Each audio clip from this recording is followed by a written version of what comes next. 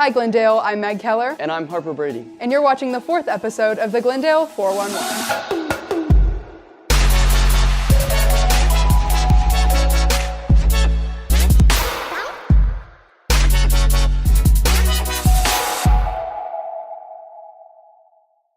Every year, Rutledge Wilson Farm hosts Harvest Fest. Mattia, Injami, and I have the story. Once a year, Rutledge Wilson Farm puts on a Harvest Fest, a fall-themed Midwest tradition. This year it started September 28th and continued through the end of October. I got involved in Harvest Fest. I started working here 4 years ago. I started out in the gift shop, and it's just a part of our job to work the Harvest Fest. So I worked in the ticket booth. 2 years ago, I went full-time, so now I'm actually one of the supervisors and help put it all together and run the whole thing, and it's just a lot of fun. Our concessions is done by the Park Board concession stand. They have things like hot dogs, hamburgers, brats, pulled pork, pulled chicken, funnel cakes, kettle corn. Their lemonade is super good. My son is 10, so I'm going to guess we've been coming at least that long, and now we are coming with other little ones in the family.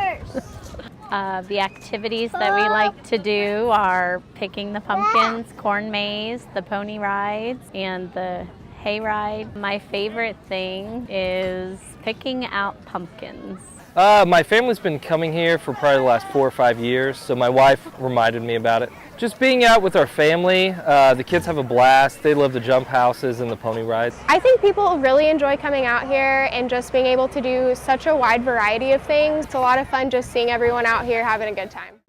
A senior at Glendale is the first to have a service dog. Morgan Schaefer and Cadence Garrison have the story. A service dog can do things for their owner that the owner can't do themselves.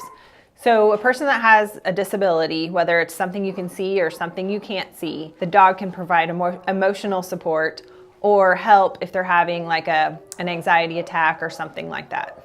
When my mom was looking up how to get a service dog, to go to training is like $50,000. But luckily, since my dad is a veteran, we were able to go into a veteran organization and train him, which they don't actually give you the dog. They say if you have your own personal dog, bring the dog. We will train you to train the dog so your bond will become stronger. There are organizations that raise them and train them, and then you can purchase one. There's groups that train them for like veterans or people with disabilities. It's kind of a special type of dog that we look for because a service dog has to have confidence, it has to be friendly, but it also has to have focus. So it needs to be, centered on its owner. It can't be, all over the place. That dog has to be really well trained. I know a lot of people are like, oh my gosh, dog, it's a dog, I want to pet it, but really you should be really calm when you're approaching a service dog. Well, what happens is that, it distracts the dog, and if you have a dog that's distracted, it's not able to perform their job. Because if your dog messes up and let's say bites another student or another person, now that dog has to get put down. The reason I train service dogs is to help the people. Medication doesn't really help. With him, I haven't taken medication in a year, almost 2 years now. They can do anything, really. You just have to train the dog right. A Me Too rally was held in Park Central Square. John Craigmile and Cameron Clymer have the story. The Me Too movement is hope. It's for people to know that they can be believed, they are not alone, and that there is a way to get help. On October 6th, downtown Springfield had a Me Too rally to spread support for victims of rape and sexual assault.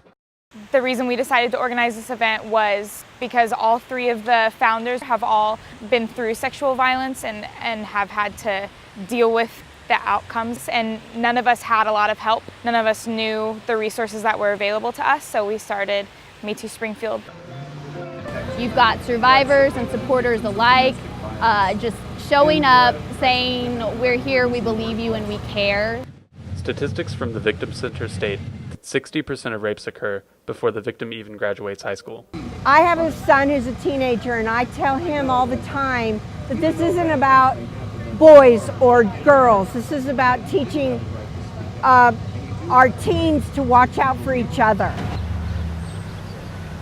I know from experience that the hardest thing about coming forward is being scared that no one will believe you for whatever reason that may be. And that's why I always say watch each other and help each other and believe each other. Most importantly, If your friend tells you that somebody did something, believe them. Tell them that you're there for them, you believe them, you love them, and you have hope for them. Thanks for watching. Make sure to follow us on our social media at the Glendale 411. Signing out, I'm Harper Brady. And I'm Meg Keller.